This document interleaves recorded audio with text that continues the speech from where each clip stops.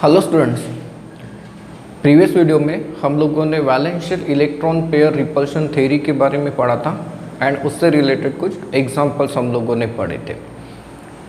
हम लोगों ने उसमें डिस्कस करके रखा था कि कोई एक थ्योरी मॉलिक्यूल के फॉर्मेशन को पूरी तरीके से एक्सप्लेन नहीं कर सकती या फिर मॉलिक्यूल्स की प्रॉपर्टी को एक्सप्लेन नहीं कर सकती।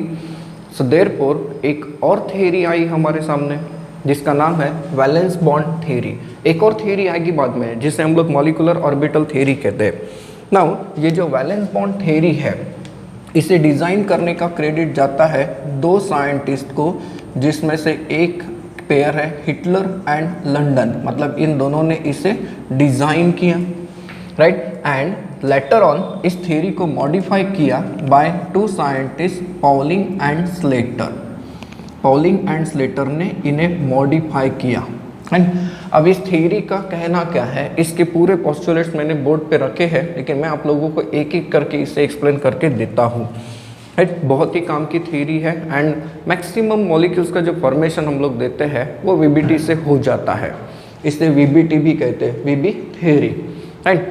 तो देखिए इसका कहना क्या है। पहला पोस्टुलेट क्या कहता है कि covalent bond is form when the half-filled valence orbital of one atom overlaps with the half-filled valence orbital of another atom। Means atom के पास ऑर्बिटल है, हमें ये पता है, हमने इलेक्ट्रॉनिक कॉन्फ़िगरेशन में पढ़ा है। तो दोनों के दोनों जो एटम्स है बॉन्ड बनेगा तो दो एटम के बीच में बनेगा। तो वैलेंस शेल में जो हाफ फील्ड ऑर्बिटल है, हाफ फील्ड ऑर्बिटल मतलब क्या, ऐसा ऑर्बिटल जिसके पास इलेक्ट्रॉन अनपेयर्ड है। क्योंकि हमें एक अच्छे से पता है एक ऑर्बिटल की मैक्सिमम कैपेसिटी 2 इलेक्ट्रॉन की है, तो उसका आधा मतलब क्या हो गया, एक और इलेक्ट्रॉन। तो वैलेंस शेल में मतलब बाहर वाले शेल में इनर वाले जो इलेक्ट्रॉन्स हैं वो बॉन्ड फॉर्मेशन में इन्वॉल्व नहीं होते हैं।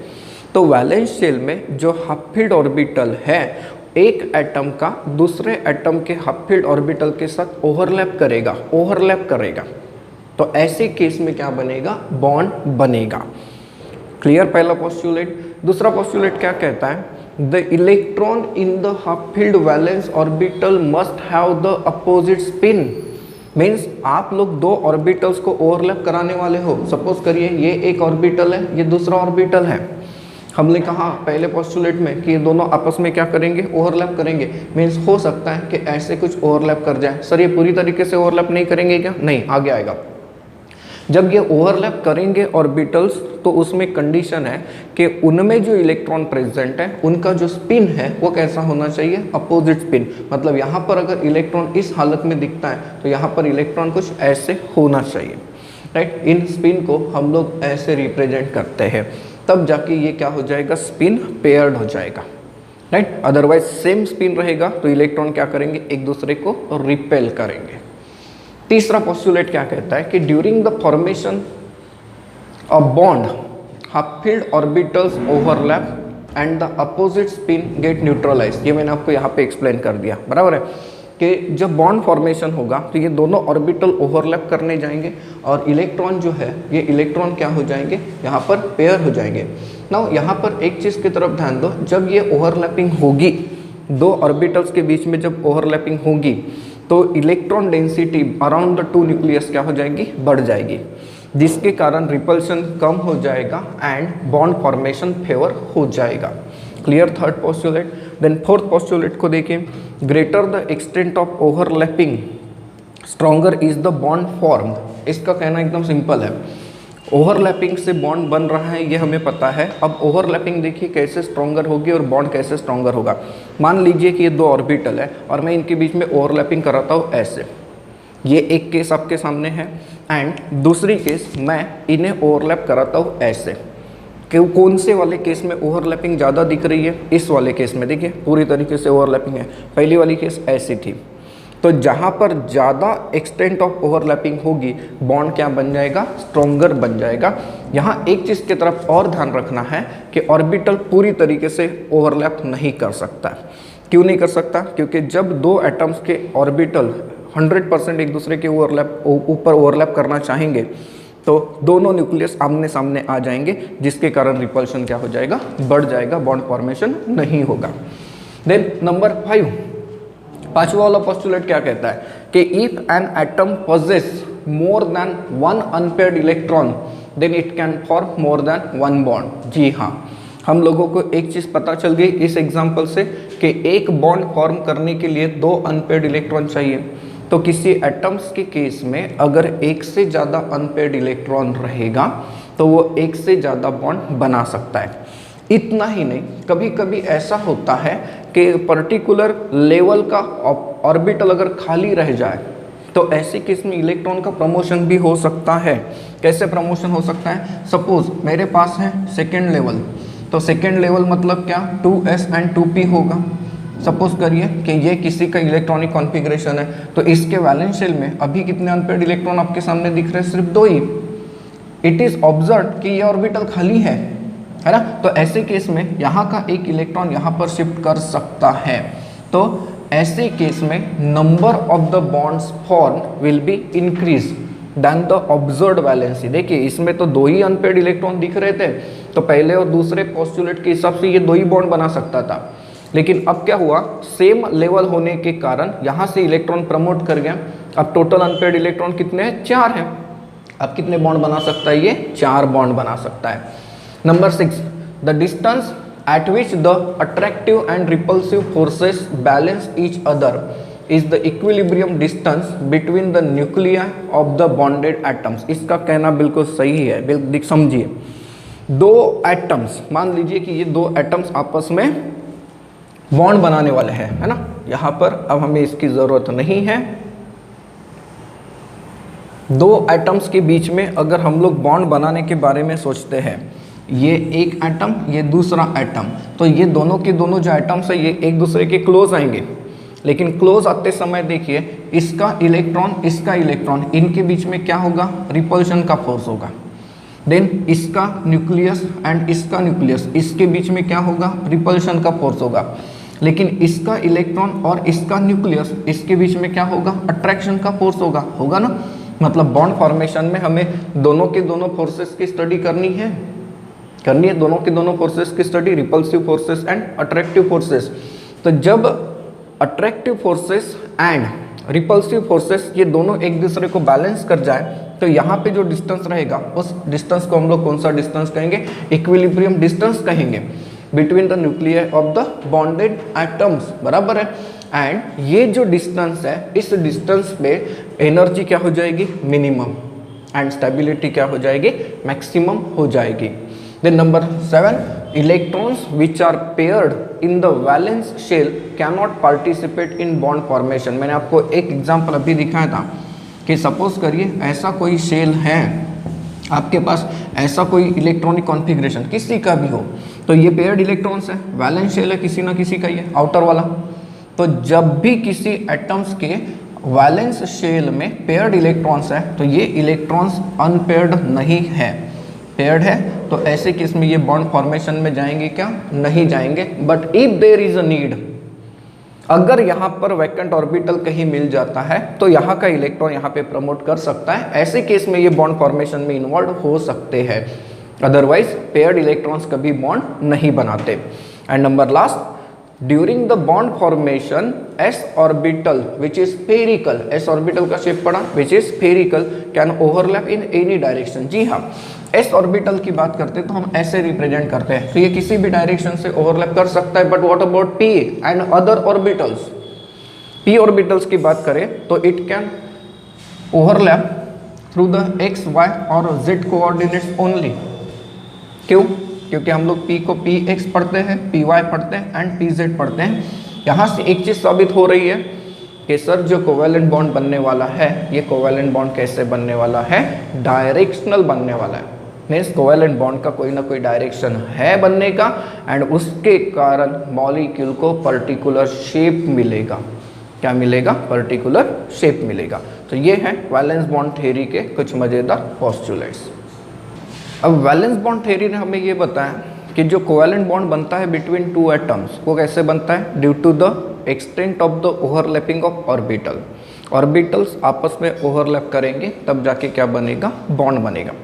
बट ज़रा सोचिए, मैंने जो हेडिंग दी है उसे भी समझना ज़रूरी है, that is interacting forces during covalent bond formation. Suppose करिए कि आपके पास दो एटम्स हैं, हम लोग इमेजिन करते हैं, ये आप लोगों को आंसर में वगैरह नोट करने की ज़रूरत नहीं पड़ती, जस्ट थ्योरी एक्सप्लेन करना है। सपोज करिए कि आपके पास दो एटम्स हैं, एक है एटम ए एंड दूसरा एटम है बी। तो ए का एंड बी का न्यूक्लियस होगा ही होगा एंड इनके पास अपने खुद के इलेक्ट्रॉन होंगे ही होंगे।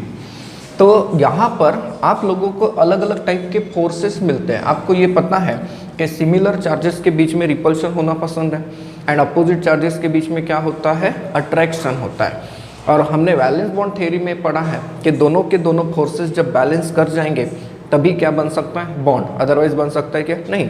जस्ट इमेजिन कि इन दो एटम्स को हमें ज्वाइन करके बॉन्ड बनाना है, तो यहाँ बॉन्ड बनाते समय क्या क्या दिक्कत आ सकती है। एक, ये जो इलेक्ट्रॉन्स है, पहले एटम के इलेक्ट्रॉन एंड दूसरे एटम के इलेक्ट्रॉन्स, इनके बीच में क्या हो जाएगा, रिपल्शन हो जाएगा। तो यहाँ पर रिपल्सिव फोर्स जनरेट हो जाएगा, बराबर है, रिपल्सिव फोर्स। यहाँ पर देखिए दो एटम के न्यूक्लियस, यहाँ पर क्या जनरेट हो जाएगा, रिपल्सिव फोर्स जनरेट हो जाएगा।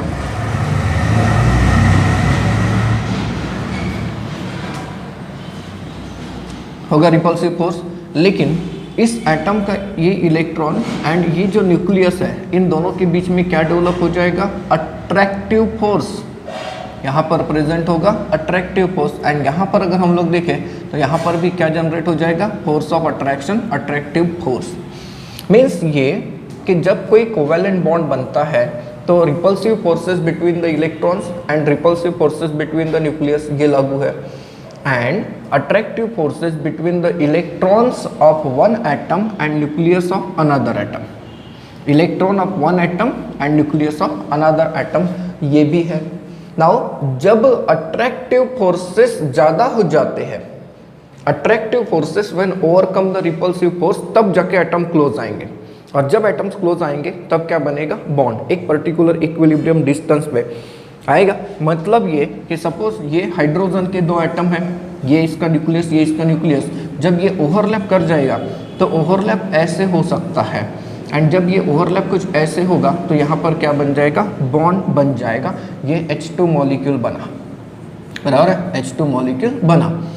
लेकिन जैसे जैसे फोर्स ऑफ रिपल्शन बढ़ेगा वैसे वैसे इक्विलिब्रियम डिस्टेंस भी बढ़ेगा, सिस्टम की पोटेंशियल एनर्जी भी बढ़ेगी एंड बॉन्ड फॉर्मेशन नहीं हो सकता। यहाँ पर हम लोग potential energy diagram for hydrogen molecule भी बनाकर दिखा सकते हैं। बहुत ही सिंपल कंसेप्ट होता है। देखिए, this is the axis of zero energy and यहाँ पर है total energy of the system, that is energy of system. Now आपको अगर हाइड्रोजन मॉलिक्यूल बनाकर देना है तो इसका मतलब ये है कि सर हाइड्रोजन एंड हाइड्रोजन को कंबाइन करके दिखाना है। हाँ, हाइड्रोजन एंड हाइड्रोजन को कंबाइन करके दिखाना है। तो सोचिए, आप लोगों को बॉन्ड बनाना है तो दो एटम्स अभी मैक्सिमम डिस्टेंस पे, इन दोनों को पास पास लाना है।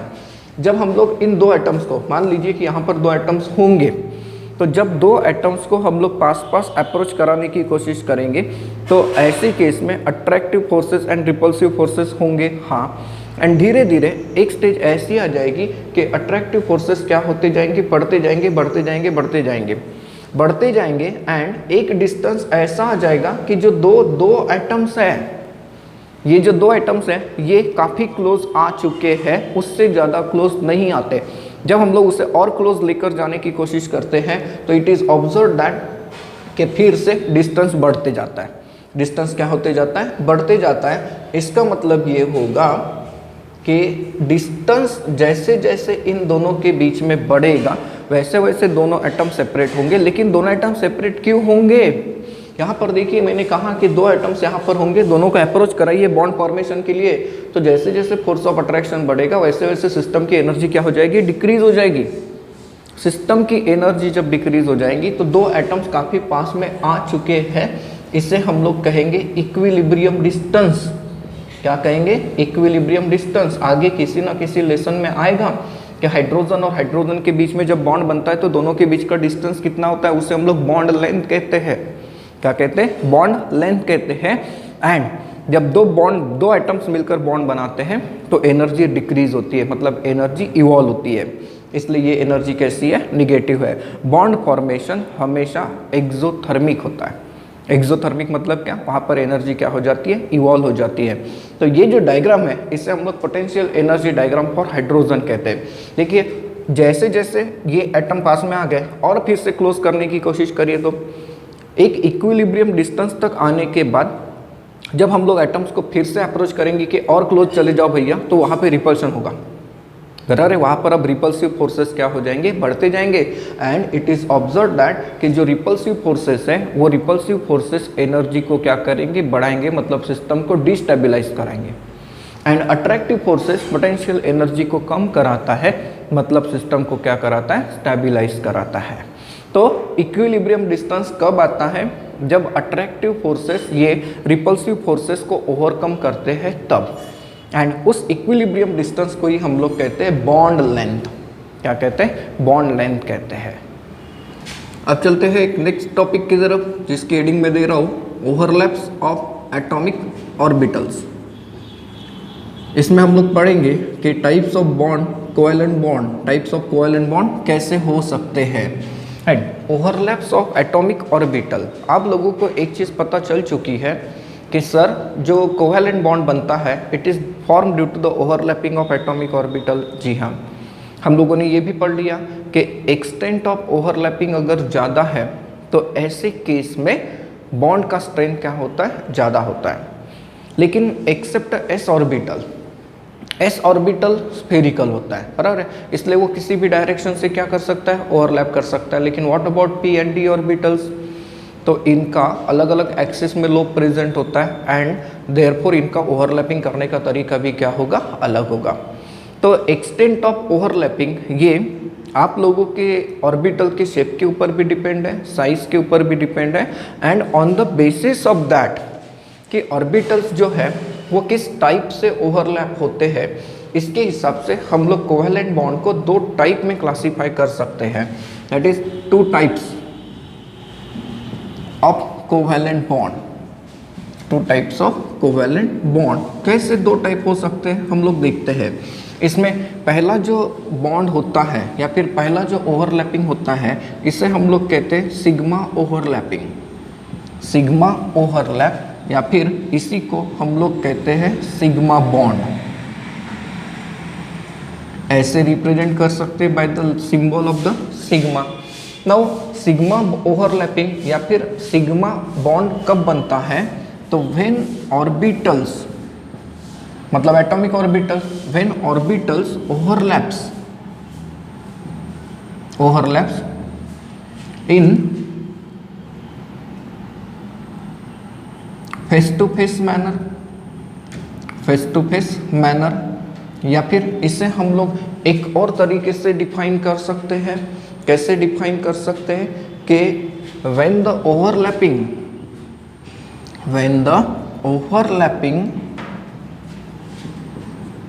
Of atomic orbitals is along the internuclear axis, तब जाके बनता है सिग्मा बॉन्ड या फिर सिग्मा ओवरलैप, राइट। ना ये जो सिग्मा बॉन्ड है, ये सिग्मा बॉन्ड हम लोगों के पास तीन टाइप से होता है, मतलब सिग्मा ओवरलैपिंग तीन टाइप से होती है। Types of sigma overlap,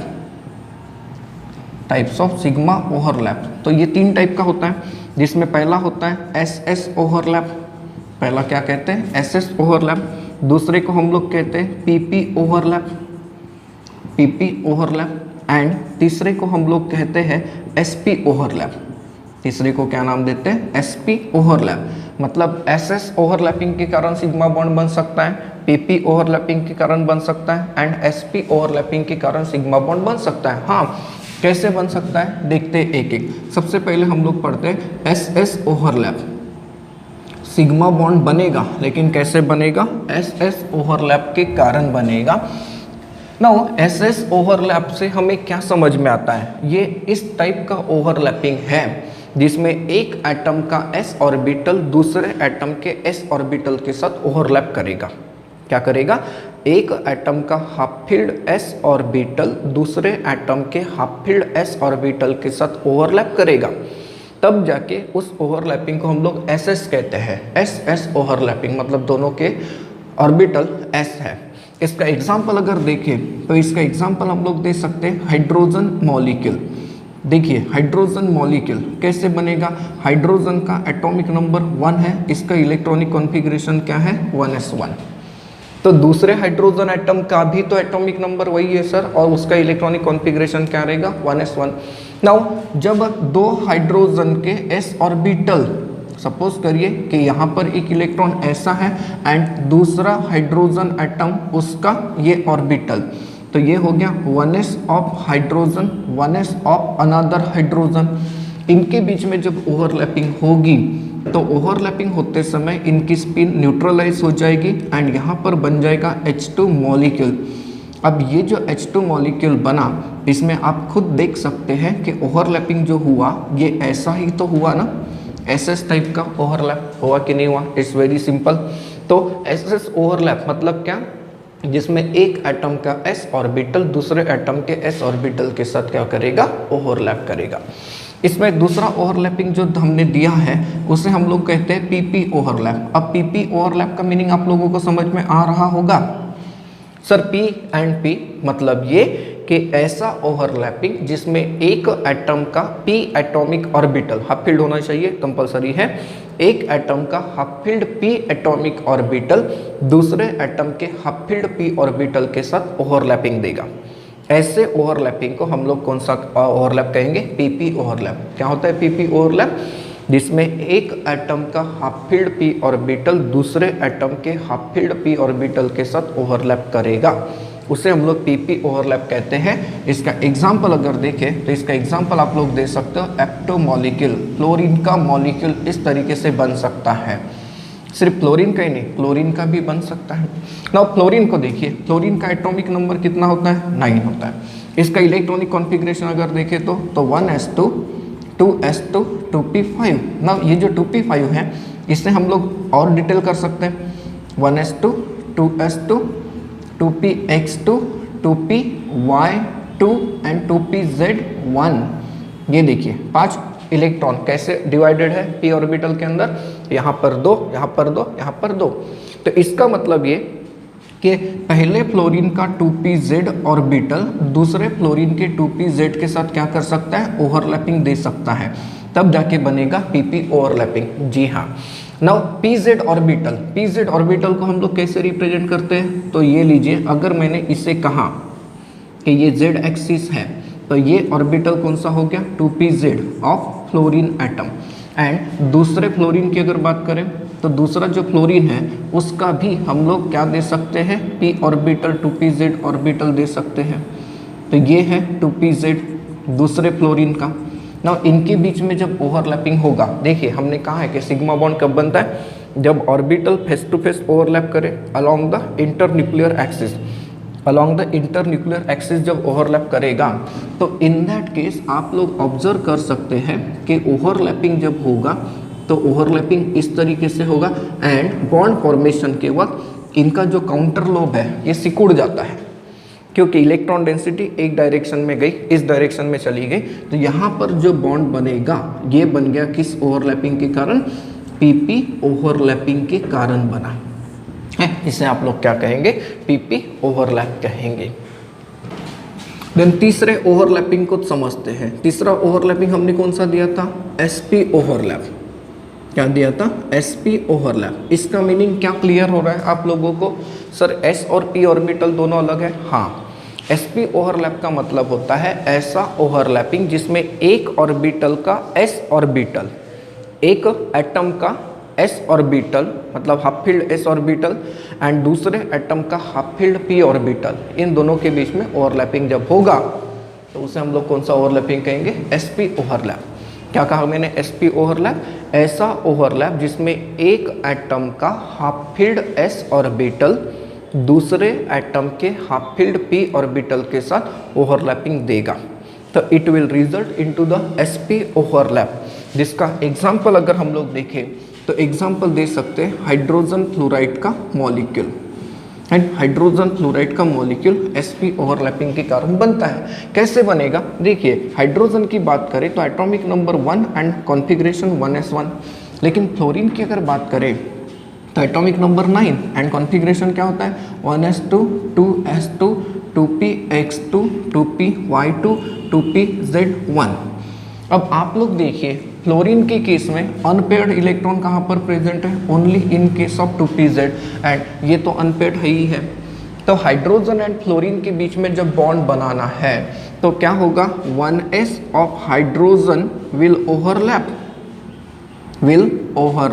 with 2pz orbital of fluorine. 2pz orbital of fluorine. Sir बाकी के साथ ओवरलैपिंग नहीं हो सकता क्या? नहीं, क्यों? क्योंकि बाकी के ऑर्बिटल भरे हुए हैं।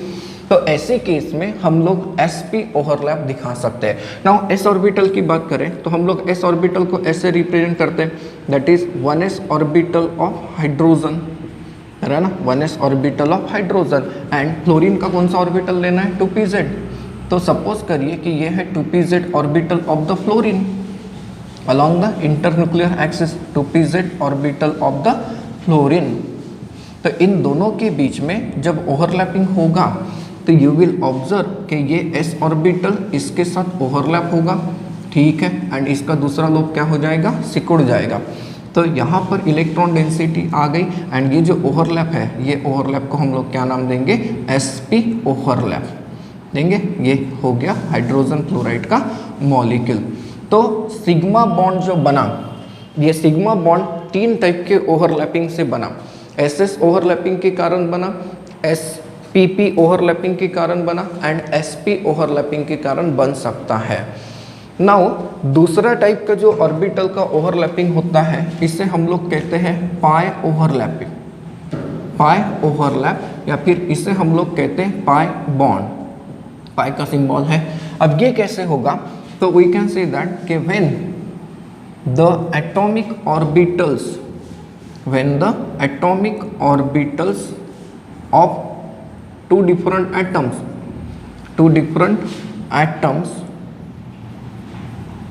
overlap laterally, जिसे हम लोग कहते हैं साइड बाय साइड। क्या कहते हैं? Side by side. तो पाई बॉन्ड कब बनता है? पाई बॉन्ड तो तब बनता है कि जब 2 orbital side by side overlap करेंगे, जिसे हम लोग कहते हैं लैटरल ओवरलैपिंग करेंगे। एंड यहाँ पर हम लोग जो पाई बॉन्ड के बारे में पढ़ने वाले हैं उसे हम लोग इस टाइप का बॉन्ड कहते हैं पी पाई। मतलब क्या कि p ऑर्बिटल और p ऑर्बिटल के बीच में क्या बन सकता है? पाई बॉन्ड बन सकता है। p और p के बीच में पाई बॉन्ड बन सकता है। ये हमें जनरली तब मिलता है जब किसी मॉलिक्यूल्स के अंदर मल्टीपल बॉन्डिंग आती है। देखिए हमेशा याद रखिए जो सिंगल बॉन्ड बनता है कोवैलेंट बॉन्ड वो हमेशा सिग्मा होता है। अब सिग्मा बॉन्ड सिर्फ 3 ही ओवरलैपिंग से बनेगा, ss, pp या फिर sp। लेकिन जब p ऑर्बिटल्स लैटरली ओवरलैप करते हैं तो ऐसे केस में पाई बॉन्ड बनता है। कैसे बनता है? सपोज करिए कि ये है मेरे पास एक p ऑर्बिटल होगा, किसी ना किसी एटम में खाली होगा। तो इसे अगर हम लोग कहते हैं p ऑर्बिटल एक 1 एटम का होगा, एंड ये देखिए p orbital of another atom, this is also the p orbital. z नहीं होगा, ये x या फिर क्या होगा? y होगा, क्योंकि Z तो सिग्मा बॉन्ड बनाने के लिए यूज होता है, हमने देखा है। तो इनके बीच में जब ओवरलैपिंग होती है, ये देखिए ये इंटरन्यूक्लियर एक्सिस है जहाँ पर इलेक्ट्रॉन मिलने की प्रोबेबिलिटी बिल्कुल 0 होती है। तो इनके बीच में जब ओवरलैपिंग होगी तो ये हम लोग ऐसे दिखा सकते हैं। देखिए ओवरलैपिंग जो हो गई वो कैसी है? Side by side. वो ऐसी है क्या? नहीं है। इंटरन्यूक्लियर एक्सिस से ओवरलैपिंग होता तो सिग्मा बॉन्ड बनता, लेकिन लेटरल ओवरलैपिंग जब होती है तो कौन सा बॉन्ड बनता है? Pi bond. इसे हम लोग ऐसे भी रिप्रेजेंट करा सकते हैं। ये देखिए इलेक्ट्रॉन क्लाउड इस साइड में है, ये internuclear axis, and electron cloud यहाँ पर भी है, इसे ऐसे भी रिप्रेजेंट करा सकते हैं। तो यहाँ पर जो बॉन्डिंग बनेगी उसे हम लोग क्या कहेंगे? Pi bond. तो ओवरलैपिंग ऑफ एटॉमिक ऑर्बिटल में आप लोगों ने पढ़ा कि जो बॉन्ड है कोवैलेंट बॉन्ड, इसे हम लोग बेसिकली 2 टाइप में क्लासीफाई करेंगे, एक तो सिग्मा बॉन्ड और दूसरा पाई बॉन्ड। सिग्मा बॉन्ड मतलब क्या एक ऐसा bond which is form by the internuclear axis overlapping of atomic orbitals. जब एटॉमिक ऑर्बिटल्स इंटरन्यूक्लियर एक्सिस से ओवरलैप करेंगे तो हमेशा सिग्मा बॉन्ड बनेगा, जिसके टाइप भी पढ़े आपने। देन पाई बॉन्ड कैसे बनता है कि सर जब एटॉमिक ऑर्बिटल्स लैटरली ओवरलैप करेंगे तब जाके क्या बनता है, पाई बॉन्ड बनता है।